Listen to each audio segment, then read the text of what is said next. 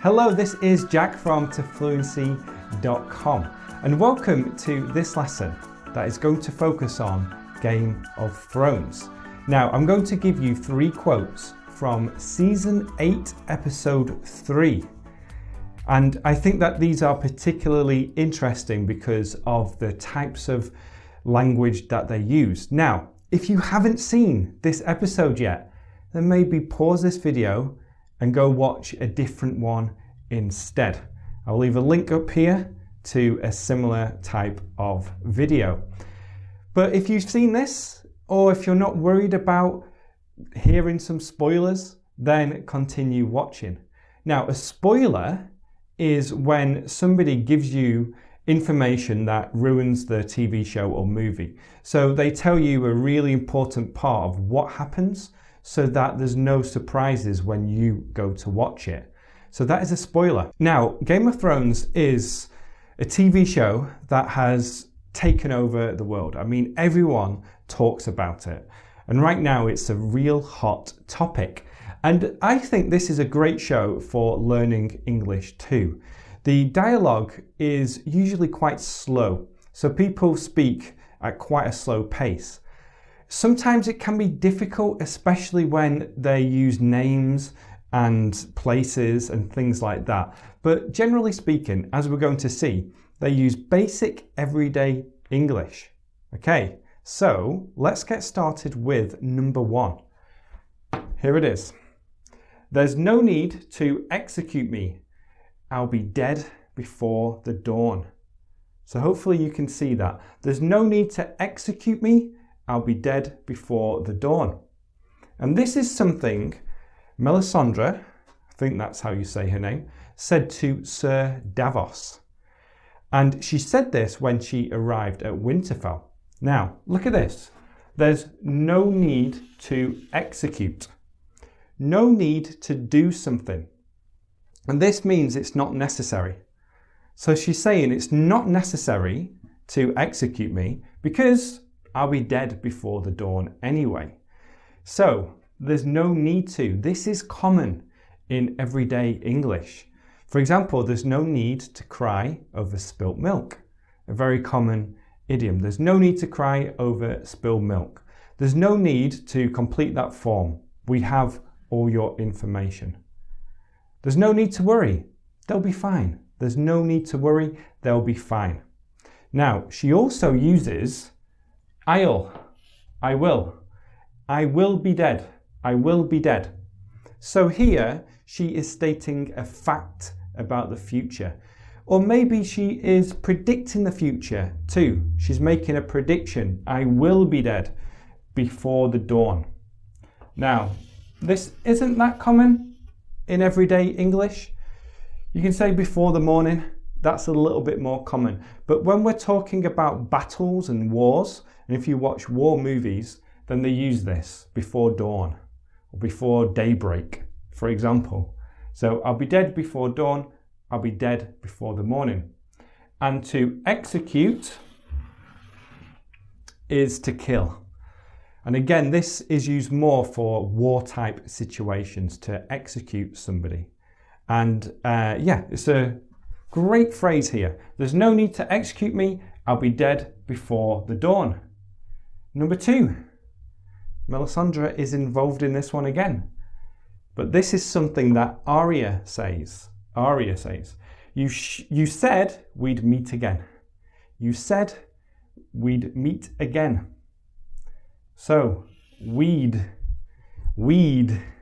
This is short for we would. We would. You said we'd meet again. You said we would meet again. Now, this is a great construction to know because what we're doing here is we're using the past. You said we'd meet again. In the past, Melisandre said we will meet again. We will meet again. So we can use would as the past of will. Okay? We will meet again. You said we would meet again. You said we'd meet again. This is a very common construction here. You said we would meet again. You said you would come. He said he would come to the party. He said he would come to the party. Now, something that's quite similar is that if you use going to, I'm going to go to the party, then to talk about this in the past, you said you were going to come to the party. You said you were going to come to the party. So to be going, in the past, you were going. I'll leave some more examples in the description for you.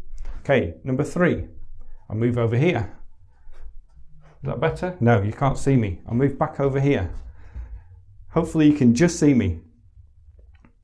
Maybe we should have stayed married. Maybe we should have stayed married. Now, this is something that Tyrion said to Sansa when they were in the basement, the crypt. And Tyrion used to be married to Sansa, and they separated. Now, I actually did some research here. They didn't divorce, but obviously they aren't living like a married couple right now. And he said to her, maybe we should have stayed married. Should have. Should have. This is the contraction of should have. Very common in everyday speech. You'll also hear, and there's a new video on this coming very soon, shoulda. Maybe we shoulda. Maybe we shoulda stayed married. But in this case, he used should have, should have, should have. Maybe we should have stayed married. So, should is used in the past here. We're using should for a past action. So he's saying, maybe the best thing was for us to stay married. He's talking about regrets, maybe a mistake in the past. Now, an example I love to give here is when you see a football player who has a very easy opportunity to score a goal, but he misses, you can say, he should have scored. He should have scored. And I made a video on should have, could have, and would have. So be sure to check that out. Okay, so let's just go through these again very quickly. There's no need to execute me. I'll be dead before dawn. You said we'd meet again. Maybe we should have stayed married.